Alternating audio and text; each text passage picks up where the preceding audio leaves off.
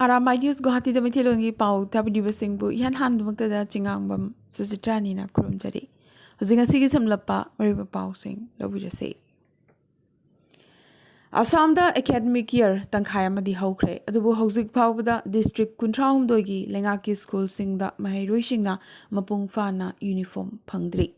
Uniform gidamak lupa crore chaniga kuntaruk kaithakibadu ningthina sizinadrabra natragana kaithokrabasu seloina thadoraktribra haibagi wahangama chauna ngasi thorakli adubu hauzik phawbada mahiroi pnamakta uniform phangdri haibasimadi chamata chama mayek sengli ngase mathang Assamgi Tinsukiada mau ama sibagi wahaudagi miyam thomjilakpa tankhaina bohonabada pulisna malangda nongmai kapata khre Panbayai luhongwa tha ahum khaktangai jahi kunmarigi nupi asi mamang chayol aizolda siduna leirongki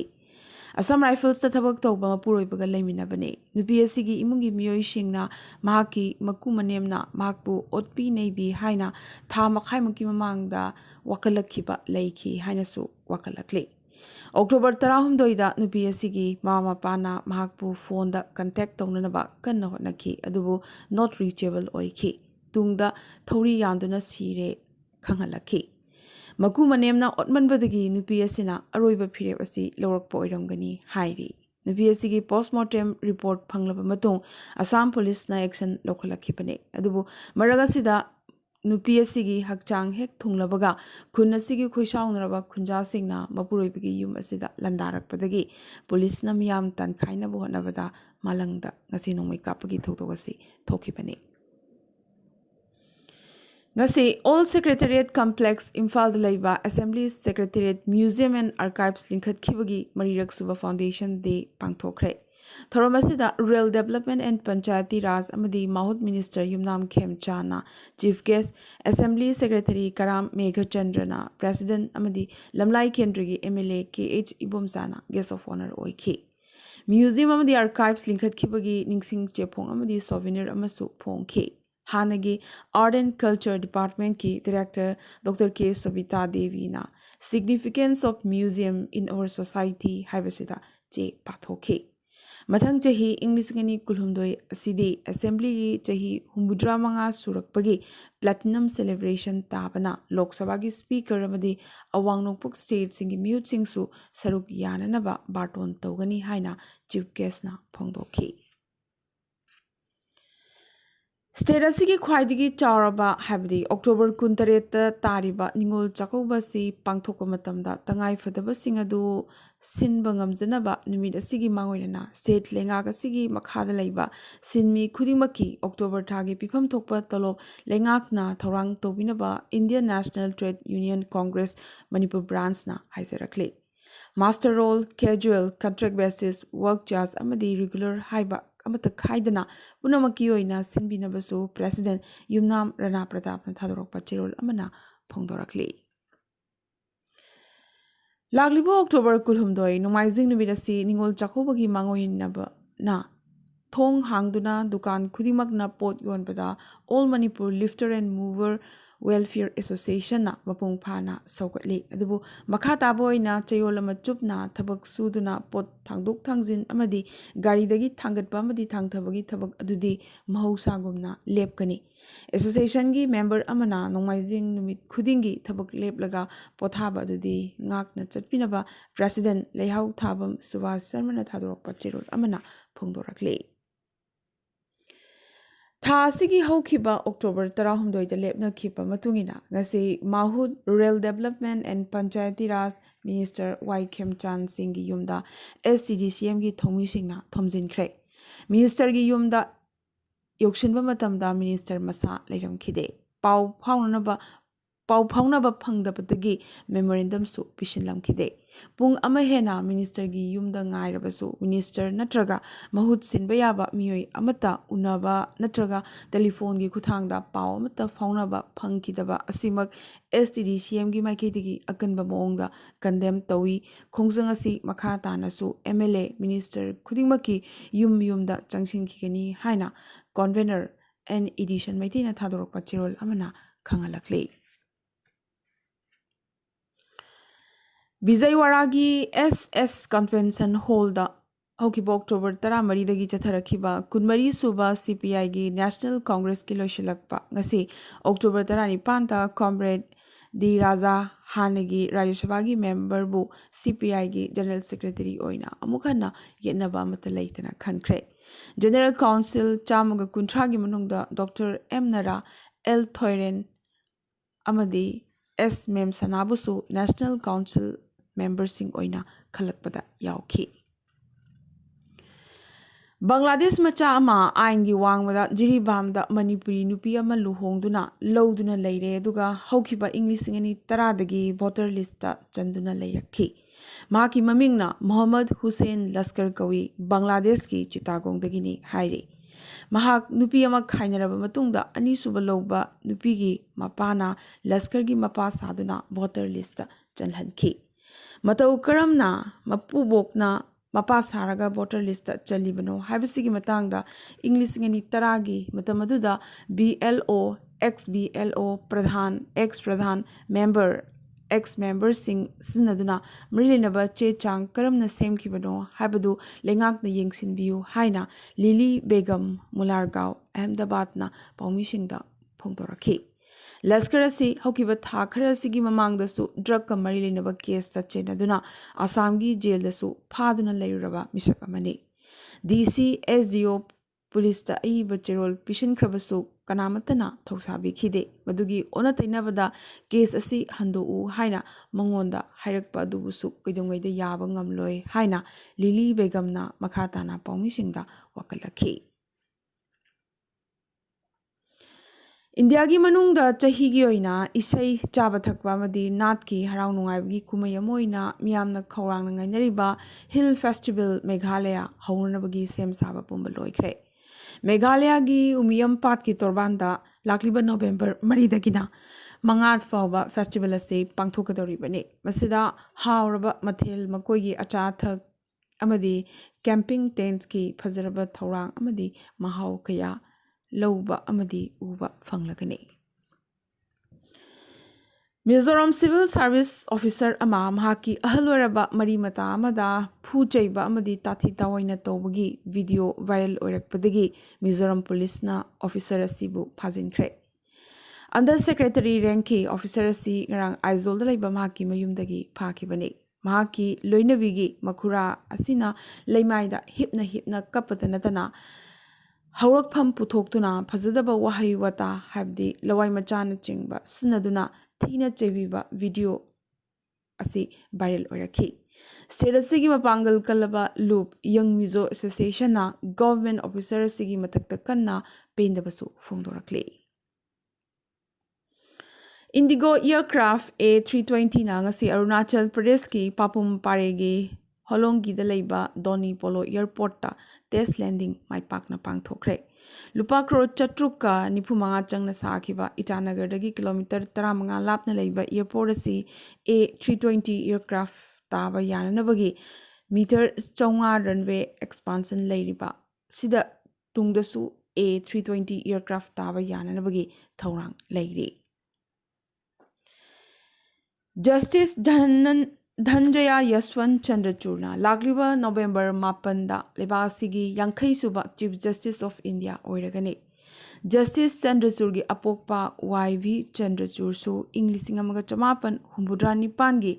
February 2ꯗꯒꯤ ꯏꯪ 1965ꯒꯤ July 13 ꯐꯥꯎꯕ 13ꯁꯨꯕ ꯂꯩꯕꯥꯛ ꯑꯁꯤꯒꯤ chief justice of India ꯑꯣꯏꯔꯝꯈꯤ ꯍꯥꯏꯔꯤ꯫ Justice ꯆꯟꯗ꯭ꯔꯆꯨꯔ ꯃꯍꯥꯛꯀꯤ liberal ꯑꯃꯗꯤ progressive ꯖꯖꯃꯦꯟꯠꯀꯤꯗꯃꯛ ꯃꯁꯛ ꯅꯥꯏꯔꯕ ꯃꯤꯁꯛꯅꯤ꯫ ꯈꯨꯗꯝ ꯑꯣꯏꯅ ꯍꯟꯗꯛꯇ ꯂꯨꯍꯣꯡꯗ꯭ꯔꯤꯕꯤ ꯅꯨꯄꯤ ꯑꯃꯅ ꯃꯤꯔꯣꯟꯕꯒꯤ ꯆꯌꯣꯜ 24 ꯐꯥꯎꯕ ꯑꯉꯥꯡ ꯌꯩꯊꯕ ꯌꯥꯕꯒꯤ ꯚꯔꯗꯤꯛ ꯑꯗꯨ ꯃꯍꯥꯛꯅ ꯄꯤꯈꯤꯕꯅꯤ꯫ ꯏꯪ 2016ꯀꯤ ꯃꯦ 18ꯗ ꯃꯍꯥꯛ ꯁꯨꯄ꯭ꯔꯤꯝ ꯀꯣꯔꯠꯇ ꯂꯥꯛꯈꯤ꯫ ꯃꯗꯨꯒꯤ ꯃꯃꯥꯡꯗ ꯍꯥꯏꯕꯗꯤ ꯏꯪ 2018ꯒꯤ ꯑꯣꯛꯇꯣꯕꯔ 38ꯗꯒꯤ ꯑꯦꯂꯥꯍꯥꯕꯥꯗ ꯍꯥꯏ ꯀꯣꯔꯠꯀꯤ ꯆꯤꯐ ꯖꯁꯇꯤꯁ ꯑꯣꯏꯔꯝꯈꯤ꯫ ꯏꯪ 2002ꯒꯤ ꯃꯥꯔꯆ 18ꯗ ꯕꯣꯝꯕꯦ ꯍꯥꯏ ꯀꯣꯔꯠꯀꯤ ꯖꯖ ꯍꯥꯞꯈꯤꯕ ꯑꯗꯨꯅ ꯃꯍꯥꯛꯀꯤ ꯖꯨꯗꯤꯁꯤꯌꯦꯜ ꯀꯦꯔꯤꯌꯔ ꯍꯧꯈꯤ꯫ ꯖꯖ ꯍꯥꯞꯇ꯭ꯔꯤꯉꯩ ꯃꯃꯥꯡꯗ ꯏꯪ 1939ꯗꯒꯤ ꯃꯍꯥꯛ ꯑꯦꯗꯤꯁꯅꯦꯜ ꯁꯣꯂꯤꯁꯤꯇꯔ ꯖꯦꯅꯔꯦꯜ ꯑꯣꯐ ꯏꯟꯗꯤꯌꯥ ꯑꯣꯏꯔꯝꯈꯤꯁꯨ ꯍꯥꯏꯔꯤ꯫ ꯗꯤꯋꯥꯂꯤ ꯏꯪ 2012ꯒꯤ health ꯑꯦꯗꯚꯥꯏꯖꯔꯤꯗ Hakchang nikpa thabak naba na anova COVID Omicron BF.7 variant ki anova layongni maramaduna mitna singnanaba khanghalakli. Hariba anova Omicron subvariant asi ningtham thagi matam amadi harau kubigi matamda hena kankhalakpa yai haina expert singna wakhalon phongdorakli. Indian woman grandmaster amadi 7-seeded Priyanka Nutaki hauzik Italy da chathariba Fight World Junior Chess Championship tagi tanthorakre maramdi maki jacket ki purit khawda earbuds jurama yaurambagi tamakni. Guinness World Records na chayolamagi manungda ningthokaba numit asina khwaidagi phattaba numit ni haina officially lauthokre. Guinness ki post asi viral loidana miyoi lakh marina like amadi lising kyana comment pinarakhi. Kharanadi numit asibu ningthokaba kobagi mahutta ukha haina kogadabani maramdi numit asi hauba phauba pamde aduga kharana numit asibu weekenda hapchinbasu pamle. Noidagi Post Grove Housing Complex amagi manungda lambida chaduna leiba huina chikpadagi tha tarek kakta suriba angang ama leikhidre. Khoisaunarba miyamna society asigi mamangda protest chathaki angang asigi mama mapa yum sabada yauriba mystery singni. Construction ki thabak manungda angang asisu makogi manakta thammi adubu khanghauduna